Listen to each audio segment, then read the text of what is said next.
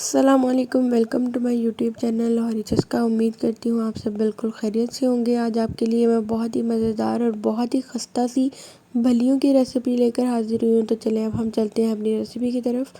बिस्मिल्लाहिर्रहमानिर्रहीम। यहाँ पे मैंने 2 मेजरिंग कप जो होते हैं उसको हमने बेसन ले लिया। बेसन हमारा घर का तैयार कराया हुआ है।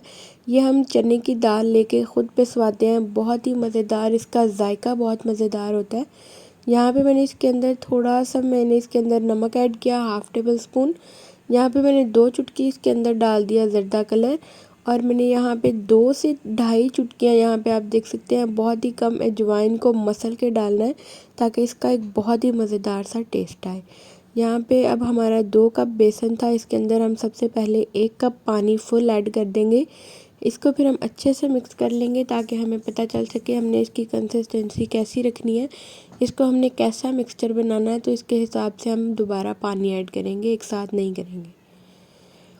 यहाँ पे आपने इसको अच्छे से मिक्स करना है। इस पर थोड़ी मेहनत लगती है लेकिन आपने इसमें गुठली कोई भी नहीं बनने देनी। यहाँ पे अब हम इसके अंदर थोड़ा सा और पानी ऐड करेंगे क्योंकि हमारा जो है बेसन वो अभी बहुत सख्त है। इसको हमने थोड़ा गाढ़ा गाढ़ा ही बनाना है, लेकिन इसको हमने इतना भी सख्त नहीं बनाना कि हमारा निकले ही ना। यहाँ पे आप देख सकते हैं इसके अंदर मैंने और पानी ऐड करके इसको अच्छे से मिक्स करी हूँ। यहाँ पे आपने इसको इतने अच्छे से मिक्स करना है कि इसमें कोई भी गुठली नहीं रहनी चाहिए, क्योंकि अगर हमारे बेसन में गुठली रहेगी कोई तो हमारी फिर जो भलियाँ हैं वो सही नहीं तैयार होंगी। यहाँ पे हमने इसके अंदर थोड़ा सा और पानी ऐड कर दिया। अभी भी हमारा बेसन जो है वो काफ़ी हार्ड लग रहा था। यहाँ पे आप देख सकते हैं कि इसका कितना मज़े का मिक्सचर तैयार हो गया, इसमें कोई भी गुठली नहीं है। आप देख सकते हैं मैंने इसको बहुत ही अच्छे से मैंने जो है मिक्स कर लिया है। यहाँ पे आप देखें इसकी इतनी सी कंसिस्टेंसी है, ना ही ज़्यादा गाढ़ा है और ना ही ये ज़्यादा पतला है। इसको हम कुछ देर के लिए रख देंगे। यहाँ पे आप देखें हमने 1.5 घंटे के बाद ये बिल्कुल रेडी हो चुका है। अब मैं आपको बताती हूँ कि हमने इनको तैयार कैसे करना है। यहाँ पे मैंने एक 1/2 लीटर वाली बोतल को काट के मैं आपको दिखाती हूँ कि इसको हमने कैसे काटना है। एक हमने ऊपर वाले पीस को बड़े साइज़ का काटना है और नीचे वाला जो है उसको छोटे साइज़ में काट के हम इसके अंदर अच्छे से फिल कर लेंगे अपने बेसन का मिक्सचर। इसके ढकने में मैंने सुराख कर लिए थे 3 से 4, ताकि उसमें से हमारा जो मिक्सचर है वो अच्छे से निकल सके। और अब जो हमारा ये छोटा वाला बोतल का पीस है इसको हम थोड़ा सा दबा के इसके अंदर फिक्स कर देंगे ताकि हमारा बेसन जो है वो ऊपर से गिरने का ख़तरा ना रहे। यहाँ पे आप देख सकते हैं लंबी वाली भलियाँ कितनी खूबसूरत और कितनी मज़ेदार बन रही हैं।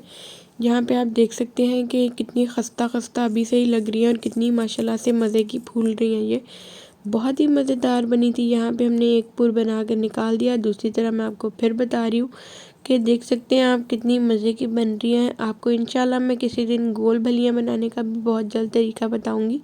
अगर आपको रेसिपी चाहिए हुई तो आप मुझे ज़रूर कमेंट करके बताइएगा ताकि आपको मैं वो रेसिपी शेयर कर सकूँ। यहाँ पे हमारा आखिरी पूर रह गया था भलियों का। आप देख सकते हैं कि थोड़ा सा ये बेसन जो है वो ख़त्म हो गया। मैंने अच्छे से इसको साफ़ कर दिया। खाने वाली चीज़ों को ज़ाया बिल्कुल भी ना किया करें, अल्लाह ताला का शुक्र अदा किया करें हर हाल में। जिस हाल में भी अल्लाह ताला दे, अल्लाह का लाख लाख शुक्र अदा करना चाहिए। यह हमारी रेसिपी जो है वो बिल्कुल रेडी हो चुकी है। हमारी भलियाँ जो हैं बहुत खस्ता, बहुत क्रंची, खाने में ऐसे जैसे आप नीमको खाते हैं वैसे ही सेम इनका भी जायका तकरीबन हमारे घर में बच्चों ने तो ये बिल्कुल जैसे नीमको शौक से खाते हैं वैसे ही खाए। तो ये हमारी आज की रेसिपी की फ़ाइनल लुक है। आप देख सकते हैं इसको आप बना के रमज़ान के लिए स्टोर भी कर सकते हैं। बहुत ही इजीली स्टोर हो जाती है। इनको नमी वाली जगह पे बिल्कुल भी स्टोर नहीं करना, इनको खुश्क जगह पे स्टोर करके रखना है। ये हमारी आज की रेसिपी की फ़ाइनल लुक थी। मुझे उम्मीद है आपको बहुत पसंद आई होगी। मज़ीद अच्छी वीडियोज़ के लिए हमारे चैनल को सब्सक्राइब करें। अल्लाह हाफ़िज़।